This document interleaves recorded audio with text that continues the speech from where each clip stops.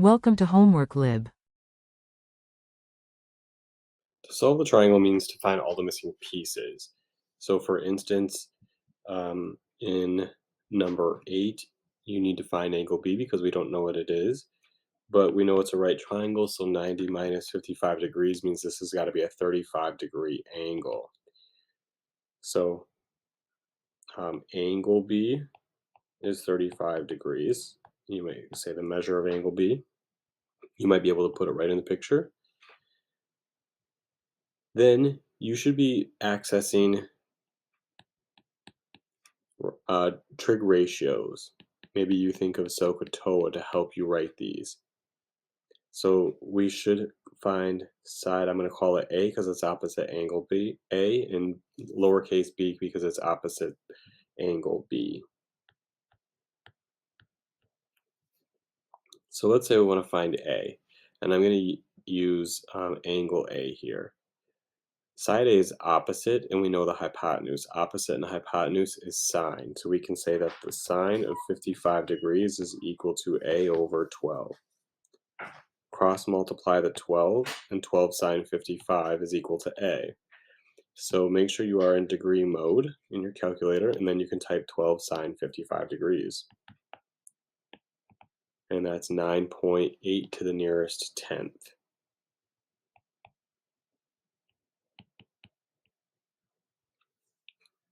Side B is adjacent to the 55 degrees, so adjacent hypotenuse is cosine. We can say the cosine of 55 degrees is equal to B over 12. Cross multiply the 12 again. 12 cosine 55 is side B, or about 6.9.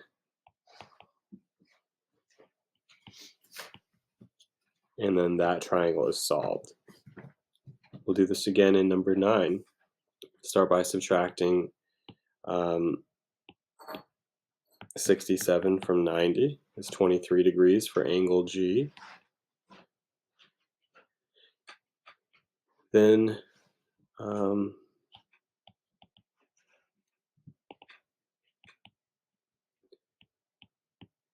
we'll also need to find side G, opposite angle G, and side H, opposite angle H.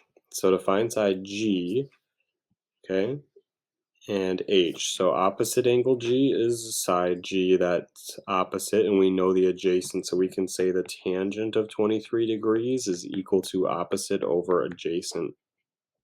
Cross multiply the 25, and we can find in a calculator 25 tangent 23, or 10.6. And then to find H, you could use a Pythagorean theorem, but you could also say, okay, we have the adjacent and we want the hypotenuse, that's cosine. So the cosine of 23 degrees is equal to adjacent 25 over hypotenuse, which I called side H. Cross multiply the H, and then divide cosine 23. So it's 25 divided by cosine of 23 degrees. And so 25 divided cosine 23 is 27.2 to the nearest tenth. That triangle is now solved. One more time, no sides. We will need to find side R, it's the missing side, angle P, and the measure of angle Q. Let's find the side, and you can use the Pythagorean theorem. Remember, the Pythagorean theorem is the hypotenuse squared is equal to the two legs, the sum of their squares. So this would be equal to 17 squared plus 20 squared are the two legs. And again, we're calling this side R because it's opposite angle R. So R would be equal to the square root of 17 squared plus 20 squared. The square root of 17 squared plus 20 squared is 26.2.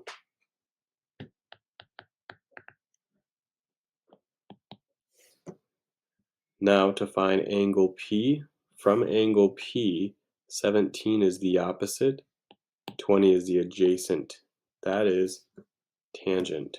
So we can say the tangent of angle P is equal to opposite over adjacent, and angle P would then be equal to the inverse tangent of that ratio.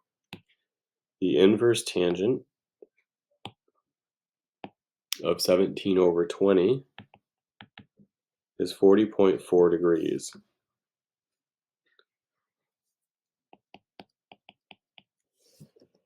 And then if angle P is 40.4, and there's these two angles have to add the 90 since it's a right triangle, 90 minus 40.4 is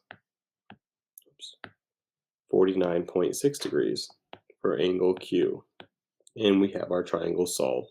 I hope this was useful for you. Good luck.